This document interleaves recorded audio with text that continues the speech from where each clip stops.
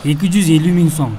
Баткен шаарынын көрктөндүрүү үчүн быйыл бюджеттен ушунча каражат бөлүндү. Бирок муну менен аймактагы жашылдандыруу маселеси толук чечилери күмөн. Анткени өткөн жылы бул тармакка 250 миң сом бөлүнгөнү менен шаардыктар жашылдандыруу ишине канааттанышкан эмес. Жаз алдын тигилген көчөттөр жыл айланбай куурап, жашылдандыруу жааты көп сынга кабылган. Быйыл өткөн жылга салыштырмалуу дээрлик 100 миң сомго көп акча каражаты каралды.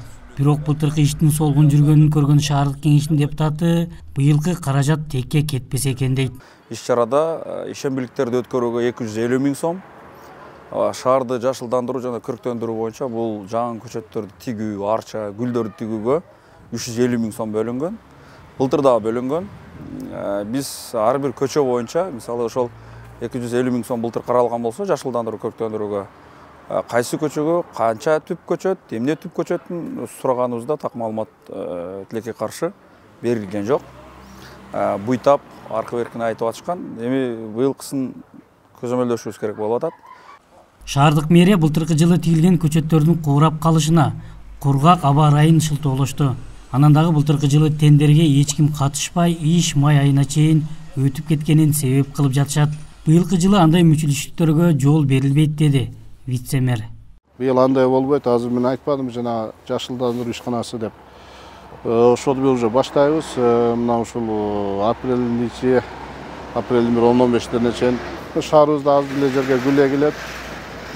Айнтыбыз анча деле чоң эмес, бирок ошону апрелдин 10-15-лерин толук бүтүрүп, бирок ага чейин биз жанагы айтып кеткен ушул Ош Баткен Разак жолунун бойлоруну өзүнүн шаарга тиешелүү жерине жанагы көчөттөрдү отургузуу уже башталган. Кыргызстандын эгемендүүлүк экендигин бул ошол мамлекеттик символикалар аныктап турат. Эгерде ушул мамлекеттик символикалар жок болсо, анда биздин шаардагы дагы бир көңүл бура турган орчундуу көйгөй мамлекеттик атрибуттар дейт шаар тургуну журналист Нургазы Жайнаков.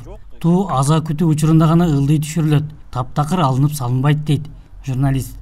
Шаардык бюджеттен мамлекеттик символикаларды орнотуу, жаңылап туруу үчүн быйыл 310 миң бөлүндү. Былтыркы жылы 250 миң сом бөлүнгөнү менен шаар ортосундагы чоң желек жок. Баткен шаары облустун борбору. Бул жерде мына өзүңүздөр көрүп турасыздар, облустук администрациянын бет маңдайында биздин атайын ушул туубуз иле турган флагшток турат. Бул жерде биздин туубуз илинип турду. Бирок ошол туубуз жогорку кеңеш тарабынан кабыл алынган параметрлерге туура келбей калган. Ал жерде түндүгү жана күндүн нуру өтө эле кичинекей болуп, ошол илинип турду, бул жерде көп эле убакыт илинип турду. Анан акырында биз айтууга туура келди. Бул символиканы өзгөртүүгө мыйзам тарабынан тыюу салынган, өзгөрткөндөргө ошол эле мыйзам тарабынан чаралар дагы колдонулат деп. Бирок мына бүгүнкү күндө шаардык мэриянын ошого карата жообу мына алып эле салды. Желек убагында алмашпай калганына да жергиликтүү бийлик тендерди себеп кылды. Ал эми символикалык белгилер так сакталбай илинген желек туу күнү бош калбаслык үчүн жасаган аракетибиз дейт мэриядан. Кудай буйрса мына эртең 18-19 келет, муну алмаштырабыз. Анан бул коюлуп калганы ошол баягы чындыгында шаштылып ошол жок тургандыгы себеби өзүңүздөр билесиздер. 3 мартта ошол Баткен шаарында ак калпак жана туу күнү белгиленди. Эми баягы туубуз жок турса дагы болбойт. Анан ошол баарынык илип турдук, бул жерде моюнга алабыз. Эми элде эле туура түшүнүш керек.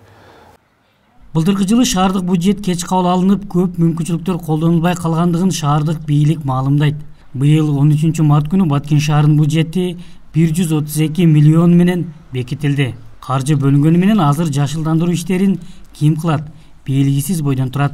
Анткени жаздын 1-айы бүтүп баратканына карабай, тендер али күнгө чейин жарыялана элек. Аскар Баймуратов, Бейтарап, Баткен.